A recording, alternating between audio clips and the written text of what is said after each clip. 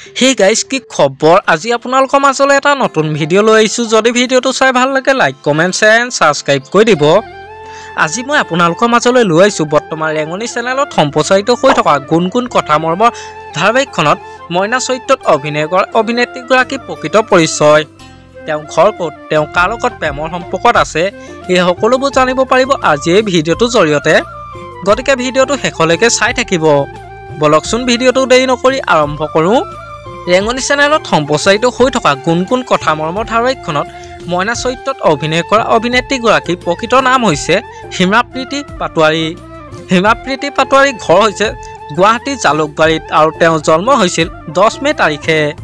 জনপ্ৰিয় অভিনেত্ৰী হিমাপ্ৰীতি পাটোৱাৰী পৰিয়ালৰ কথা ক'বলৈ গ'লে তেওঁ পৰিয়ালৰ মাক দেউতাক আৰু এজন ককায়েক আছে তেওঁ মাকৰ নামটো হৈছে লাক্ষাহীৰা পাটোৱাৰী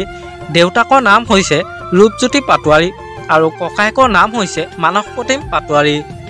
জনপ্ৰিয় অভিনেত্ৰী হিমাপ্ৰীতি পাটোৱাৰী শিক্ষাগত অৰ্হতাৰ বিষয়ে ক'বলৈ গ'লে তেওঁ স্কুলীয়া শিক্ষা আৰম্ভ কৰিছিল ৰেলৱে হাই ছেকেণ্ডেৰী স্কুলত আৰু হাই ছেকেণ্ডেৰী পঢ়িছিল শ্ৰীমন্ত শংকৰদেৱ একাডেমী